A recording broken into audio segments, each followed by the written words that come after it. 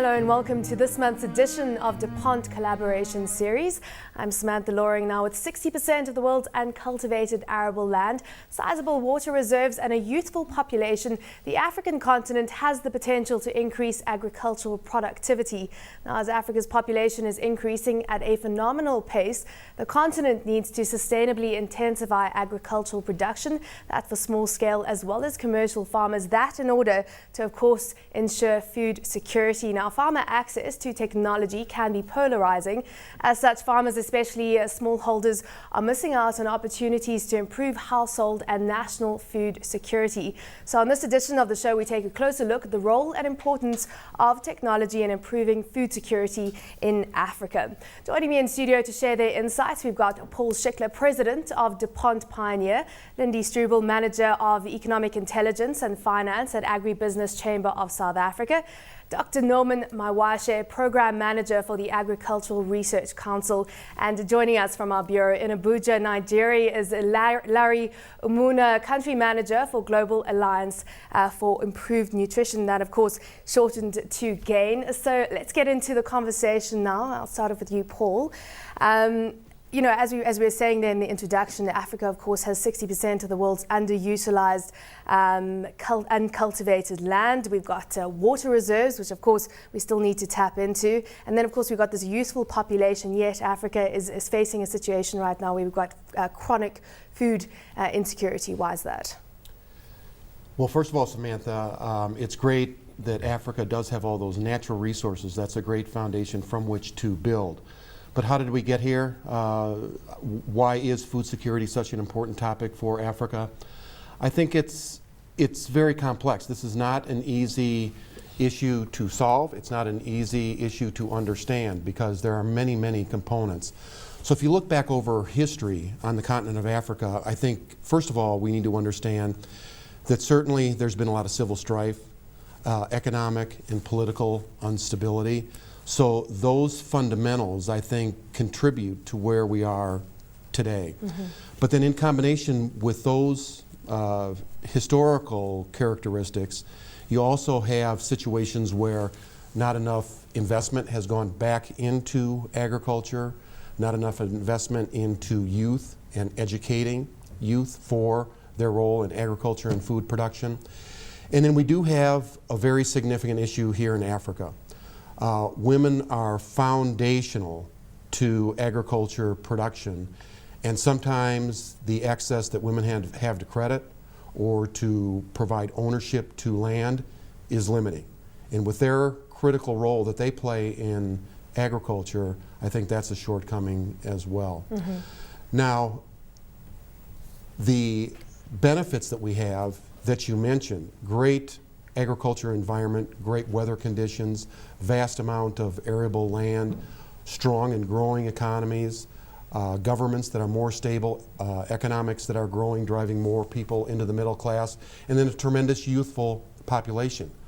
So while we have had challenges, I think there is reason to be very, very optimistic for the future because of the resources that Africa has. And of course, in the next 60 minutes, we're going to try and solve this problem and look at ways to do that. Technology plays a very important role in that. But let's just spend some time setting the scene right now. I think the gender issue is something that potentially is overlooked sometimes. You also talk about the fact that you've got men leading the institutions that, of course, set the agricultural policies, and then you've got the women generally in Africa, in fact, who are the laborers who, in fact, are responsible for producing the goods. So what does that disconnect often entail? Lindy. Thank you, Samantha. I think there's a large role that the women in agriculture in Africa can play.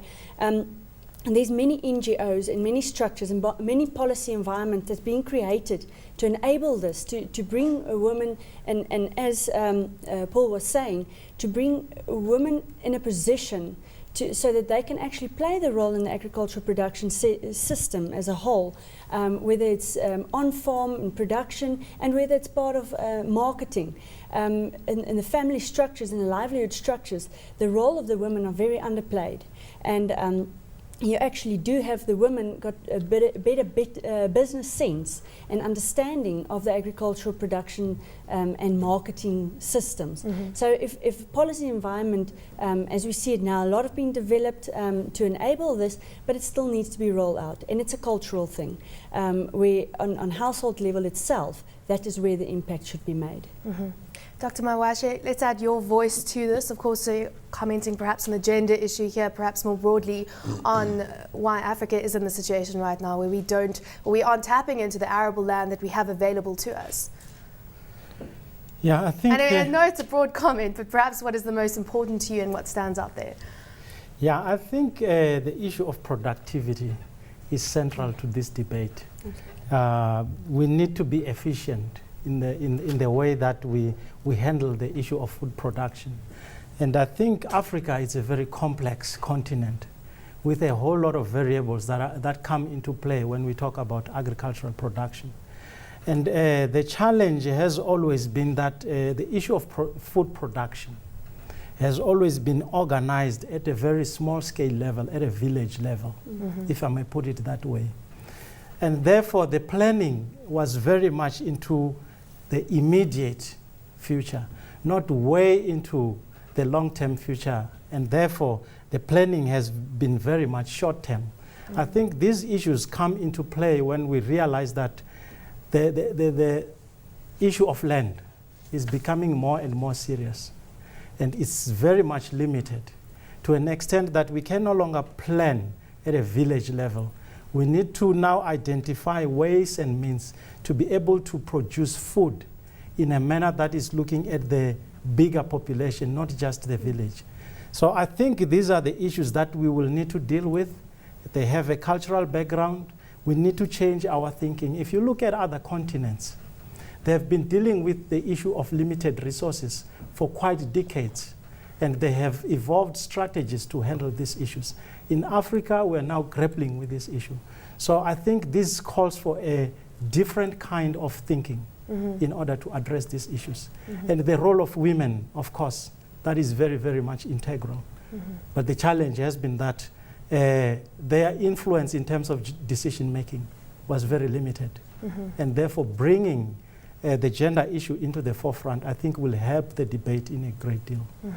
Of course, you mentioned some key points there around planning and having that longer term vision. Let's bring Larry into the conversation. And Larry, of course, you're joining us from Nigeria, and you spent the better part of 2 decades working on food fortification, looking at nutrition for young children.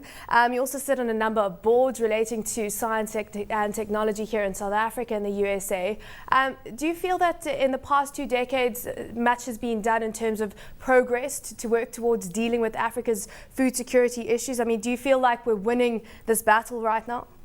Efforts in the past decades have actually focused more on food production and very little emphasis, and in many cases, no emphasis had been placed on the nutrition security.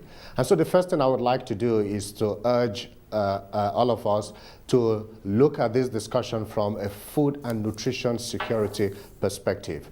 And why are we looking at food and nutrition security? The nutrition statistics are not flattering at all. 12 Africans die every minute as a result of hunger and malnutrition. We have a situation where 240 million Africans do not eat well enough to meet their health and well-being. We have in Nigeria a situation where 41% of our children under the age of 5 are stunted. In South Africa, it's about half of that. 60 million children in Africa are stunted. Stunted is a glorified word for chronic malnutrition. So the point is, should we not be focusing on both looking at the quantity of food and the quality of foods as well? And that is why we think that the discussions should actually look at the link between malnutrition and development, look at the link between stunting and productivity, and basically how do we begin to focus on quality of foods. And there are lots of practical examples of how we can begin to develop nutrition-sensitive agricultural technologies that will help us not only achieve food security, but also help us achieve nutrition security. So there's still a lot of work to be done in that area. There's been significant efforts made in the recent years to improve food production, but certainly there's a lot of work we still need to do in addressing the nutrition angle as well. I think that's a very important point you bring up there. I mean, if you just look at the stats globally, global food production is reliant on 6 crop species that for 80% of our calorific intake. So that, of course, means that you're not getting a lot of diversity into diets. I mean, that, of course, would seem to be more applicable even to Africa right now. So what is the thinking right now in terms of creating more diverse diets for Africans? There's a lot of work going on around, done by many NGOs, many international development agencies around trying to ensure that we begin to address nutrition security right from the beginning of the agricultural value chain. For example, Harvest Plus has launched biofortified cassava, which is cassava that has a significant level of beta-carotene or provitamin A, which is bred into the cassava itself. There are indications that biofortified maize would be released very soon in Nigeria and the DRC. There's some work also done around orange flesh sweet potatoes. There are nutrition programs and nutrition education programs that aim to promote biodiversity so that people are taught how to ensure that they eat the right food. The crop rotation techniques are also taught by extension workers and many other development agencies. There's a lot of work going on in that particular area. This is, of course, to the work that is done at the extreme right end of the agricultural value chain around issues to do with food fortification and ensuring that the foods are well processed and have the right nutrients that will benefit those who really need them, especially those at the base of the pyramid. But there are issues around the post-harvest losses. The World Bank estimates that about 20 to 40% of foods are lost as a result of our inability to store them properly.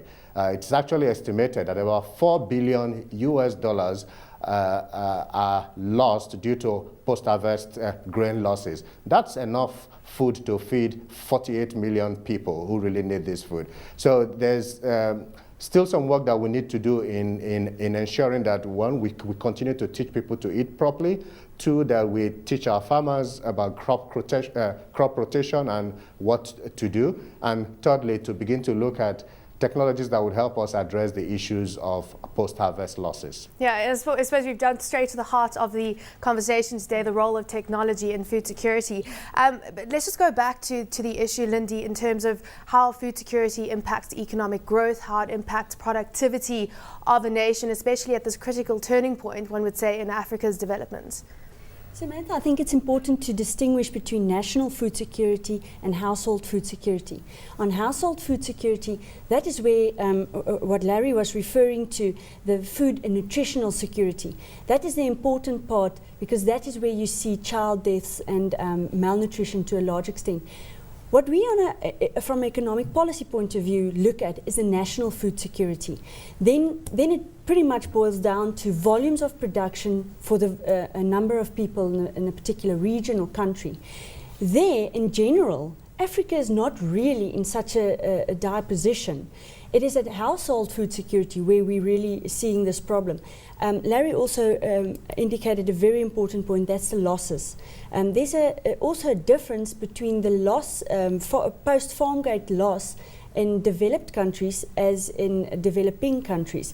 In developed countries, the loss is from the market, for instance, the supermarket, to the home, where in developing countries, and specifically in Africa, the loss is from the farm gate to the marketplace. And that is where technology can play a huge role. Transport technology and the infrastructure right around it and the policies that drive it, that is very important, because we're enabling households to have access to food and, importantly, to have access to the markets. Subsistence farmers tend to produce one particular crop.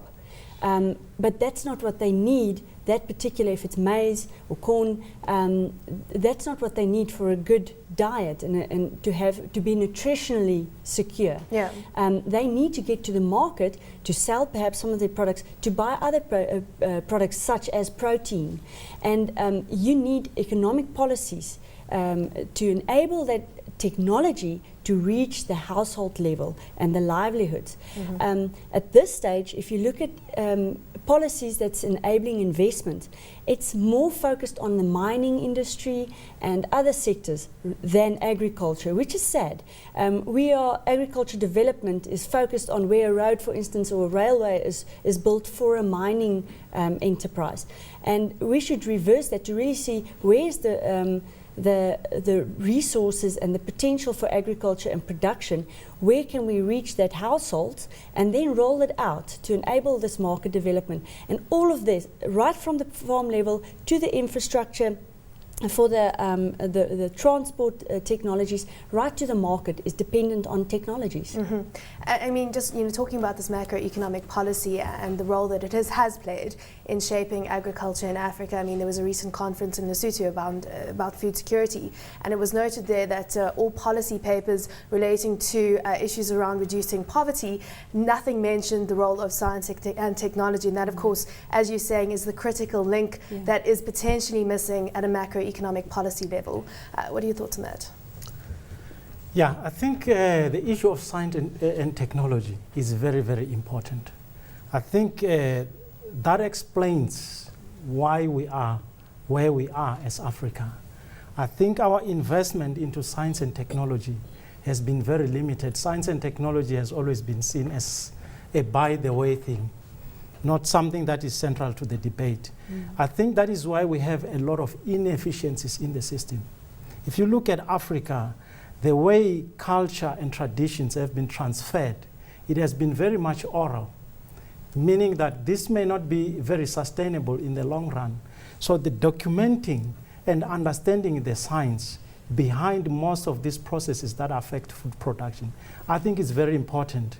That is why you would find that if you go to the village setup, there is an indigenous knowledge system that is being used there, but it's not captured in the mainstream because of our lack of emphasis that we have placed on science. So I think we need to go back and start to say, the way to do things better is to come up with efficient ways. How do you come up with efficient ways? You have to bring in science to the center and have strong policies around science and technology. And that means we have to look at the issue of human capacity development. We need to have the right kind of scientists who will be able to generate the right kind of knowledge that we need. We need to be able to have a set of technologists who will be able to transfer these technologies to the farmers so that they are used on the ground. So of most of the resources that we have, the natural resources, we know very little about because we haven't put a lot of effort into researching them.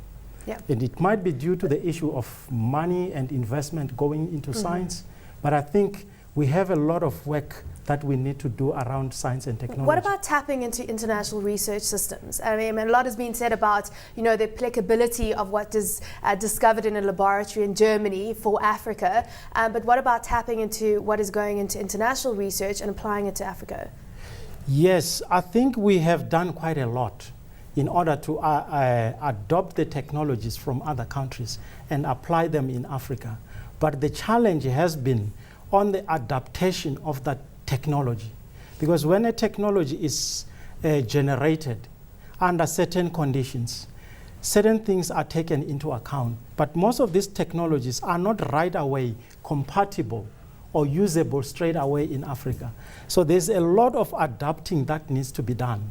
But at the same time, I think we need to start thinking differently to say, we do have resources in Africa. We need to develop our own technologies. It's just the issue of right kind of investments. It can sometimes be very costly to try and adapt a technology from somewhere else to Africa than to develop it in Africa. But you need the right kind of human resource to be able to do that. That is why we need a lot of investment into science and technology. And it's very pleasing that some of the countries in Africa, they are taking lead into looking closely. Give us one of those countries. If you take South Africa, for example, there is a lot of investment that is going into human capacity development. I think we are headed towards the right direction to say the resources that are in Africa, we need to understand their potential so that in the near future, we can be sitting in a position where we will be exporting some of these technologies, because when you play in the international arena, you need to be able to generate IP within your country, your countries. So for me, it's very much important that science and technology needs to be in the forefront, and human capacity development, it's one of the areas to go. Yeah.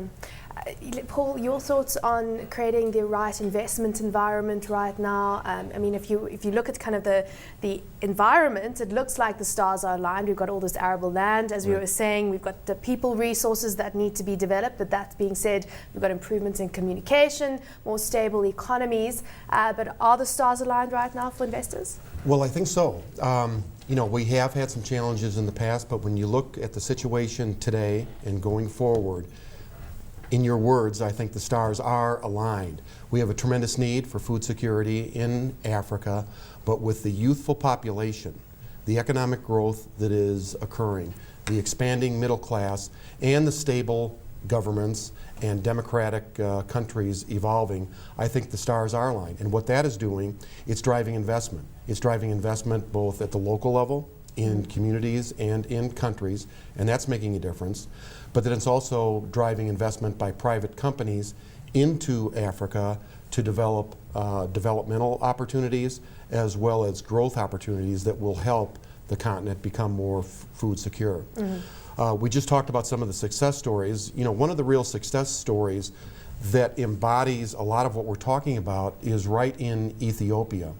Ethiopia was one of the most challenged countries on the globe, not only in Africa, but across the globe, with poverty, food security, government issues.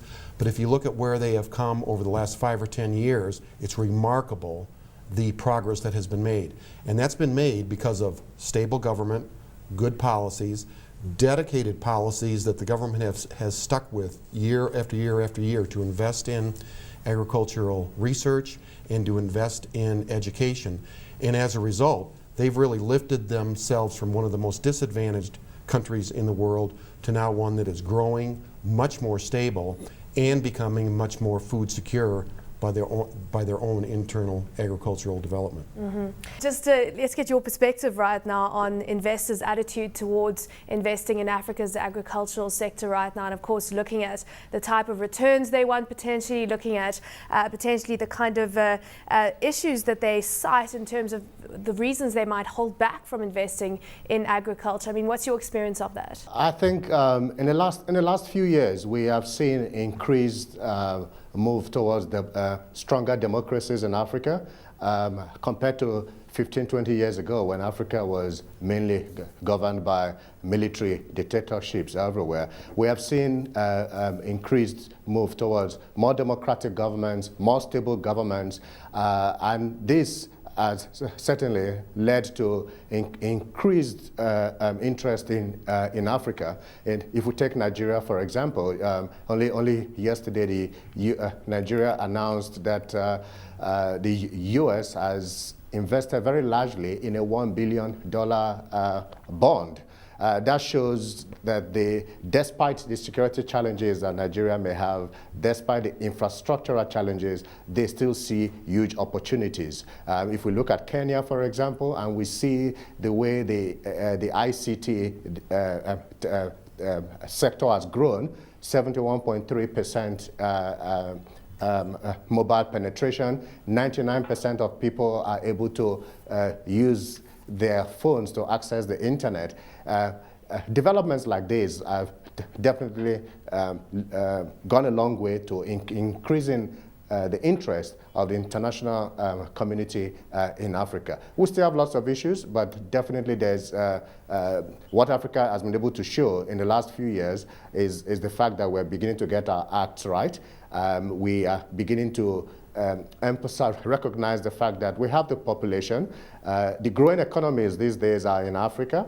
Nigeria has been growing at between 6 and 7% for the last 5-6 years, year on year. Many countries are growing at very significant rates, better than the growth that we see in Europe or North America.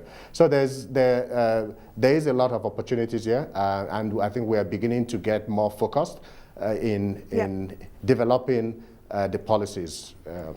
So of course, I mean, you know, that's almost the top-down approach right now. We've also been talking about the need to have the input from the farmers on the ground. But give us some idea as to some of the success stories, small success stories perhaps, or larger success stories in Nigeria from your experience of helping the agrarian society and of course small-scale farmers become more commercial and start producing what the country needs. The one big success story we have had in the last 18 months here, especially since the agricultural transformation agenda was established by President Jonathan Goodluck and under Minister Aki Adesina, is the growth empowerment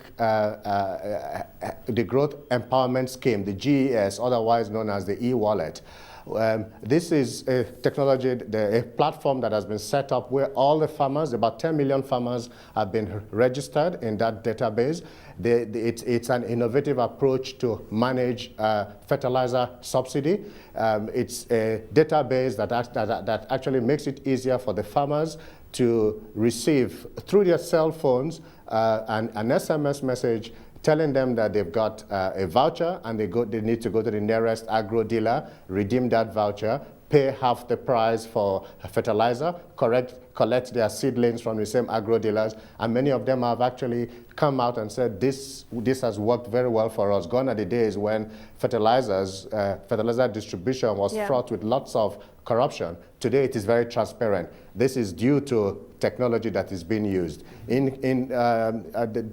have seen situations where government has also decided to focus on cassava and has made it mandatory that bread in the country must contain at least 40% cassava flour. This, of course, has led to a huge increase and focus on development of cassava, growth of cassava by the farmers, and the uptake of those cassava by flour milling companies that will then use it for their bread. Of course, it has a very significant benefit for the economy. And there are lots and lots of positive examples we have seen in the last few years.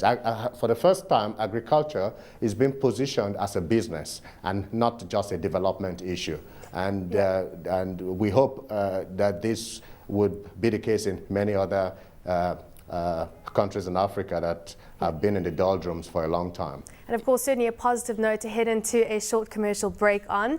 So we'll see you after this break. We'll be talking more about how technologies can be used to help solve Africa's food security problems.